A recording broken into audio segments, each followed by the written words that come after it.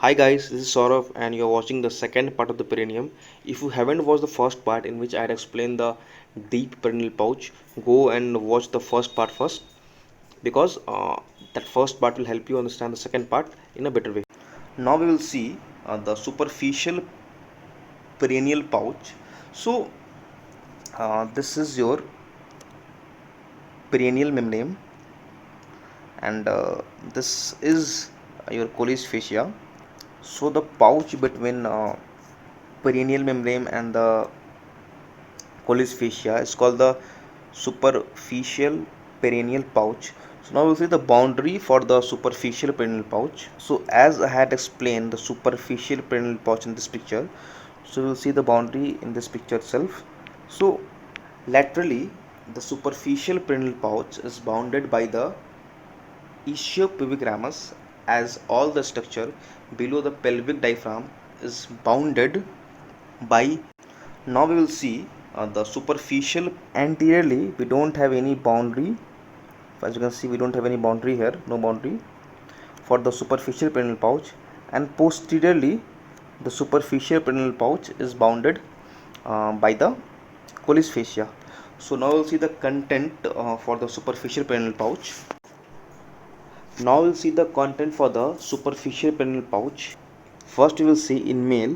So in male the first content is the root of penis, that is formed by the crush of penis, which is covered by the ischiocavernosum, and the bulb of penis, which is covered by the bulbospongiosum. So this is your crush of penis and this is a bulb of penis. So this bulb of penis will be covered by the ischiocavernosum and this crush of penis will be covered by the bulbospongiosus. So now what is the function of the bulbospongiosus and the ischiocavernosus? As we know that the urethra passes through the bulb of penis, so bulbospongiosus muscle help in the complete emptying of the urethra, and ischiocavernosus helps in the holding of blood flow in the penis. So ischiocavernosus help in the holding of erectile position of the penis. Now the next content is the urethra. As I said that the urethra passes through the bulb of penis, so it will be the content for the superficial perineal pouch. Now the next content is the superficial transverse perineal muscle. So this will be like this. The superficial transverse perineal muscle will be like this. And one more content that we have, that as I said you that the bulbourethral gland, uh, suppose this is your a deep perineal pouch and this is your superficial perineal pouch. So the bulbourethral gland, which is present in the deep perineal pouch, it will give a duct which comes in the superficial perineal pouch by piercing the perineal membrane and will join the urethra. So the duct for the corpus gland will be a content of the superficial perineal pouch in male. Now you will see the superficial perineal pouch in female. So the first content for the superficial perineal pouch in female is the root of clitoris, which is formed by the crush of clitoris, which is covered by the ischiocavernosus, and the bulb of vestibuli, which is covered by the bulbospongiosus. So this is a crush of clitoris and it will be covered by the ischiocavernosus muscle, same as the male, and this is your bulb of vestibuli, which is covered by the bulbospongiosus muscle. The next content for the female is that we have the orifice for the urethra and the orifice for the vagina, and the last content is the superficial transverse perineal muscle, which will be like this.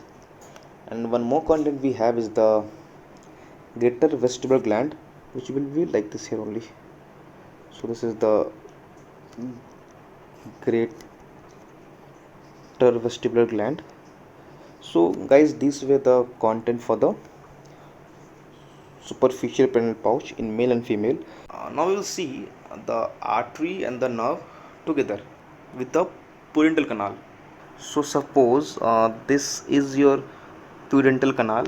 Actually, pudendal canal is a topic for the anal triangle we see later, and this is your deep perineal pouch, and this is your superficial perineal pouch.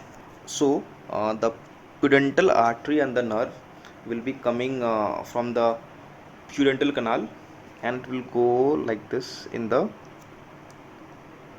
deep perineal pouch, and it will give a branches in the superficial perineal pouch.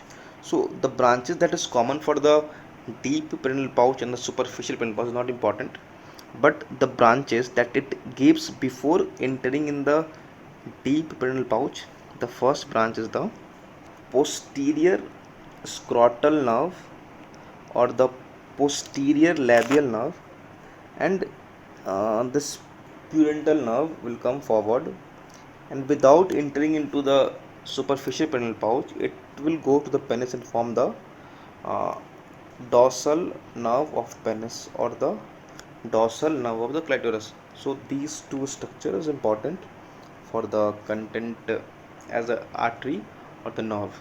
So here we will have the lot of branches from the pudendal nerve as well as the pudendal artery. So the branches from the pudendal nerve and the pudendal artery is content for the both superficial perineal pouch as well as the deep perineal pouch. Now it's come to clinicals. So what are the clinical for the superficial perineal pouch and the deep perineal pouch? As I said you that urethra passes the deep perineal pouch as well as the superficial perineal pouch. When the urethra will break above the deep perineal pouch, the urine will accumulate in the peritoneum and near the prostate gland and near the bladder. But when the urethra will break below the deep perineal pouch, the urine will get accumulated in the scrotum, okay, and it will go to the abdomen, and in some extreme cases it might go to the axilla through abdominal fascia. It may even go to the axilla in the extreme cases.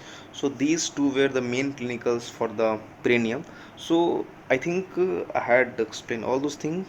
So guys, if you like my video, do subscribe my channel, share to your friends, and don't forget to press the bell icon for the further notification. Thank you guys. Saurav signing.